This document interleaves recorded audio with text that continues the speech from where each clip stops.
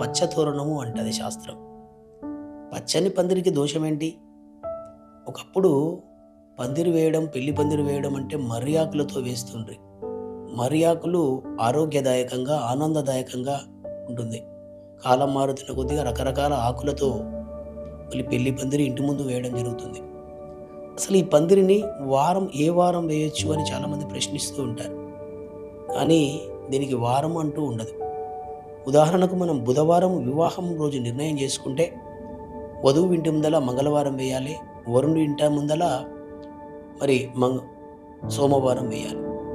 అంటే వేసుకోవచ్చు, ఏ వారమైనా వేసుకోవచ్చు. గురువారం రోజు పెళ్ళి ఉంటే ఒక రోజు ముందు అంటే బుధవారం వరుణుడి ఇంటి ముందు, ముందు రోజు అనగా రెండవ ముందు రోజు అంటే మంగళవారం రోజు వధువు ఇంటి ముందల. అంటే పెళ్ళికి ఎలా ఉంటుంది పందిరి వేయడం అంటే ఏ విషయమైనా పెళ్లి విషయంలో దాదాపుగా పెళ్లి రోజు, పెళ్ళికి ఇవల 5 రోజులు, అవల 5 రోజులు మొత్తం కలిసి పెళ్లి రోజుతో పాటు 9 రోజులుగా పవిత్రమైనటువంటి దినాలుగా, పవిత్రమైనటువంటి రోజులుగా మనం భావించాలని శాస్త్రం చక్కగా చెప్తుంది. ఎందుకంటే పెళ్ళికి ఎన్నో రకాల ఆడంబరమైన కార్యక్రమాలు ఉంటాయి. ఎదుర్కోళ్ళు, బట్టలు తీసుకురావడము, పెళ్లి పత్రిక పెట్టుకోవడము, పసుపు దంచడము, కట్టెలు తీసుకురావడము, ఎదుర్కోవడము, పెళ్లి కూతురుని చేయడం, ఇలా అనేక కార్యక్రమాలు ఉంటాయి. అన్ని కార్యక్రమాలకు ముహూర్త నిర్ణయం చేయలేము.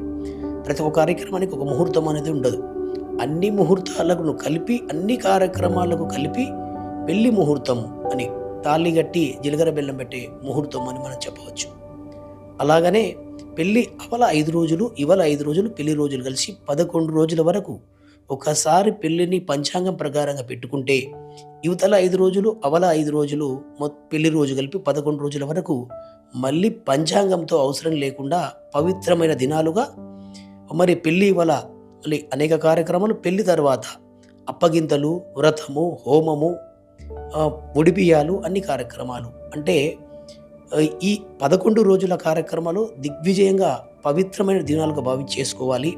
పెళ్లి పందిరికి ఏ వారమైనా వేసుకోవచ్చు.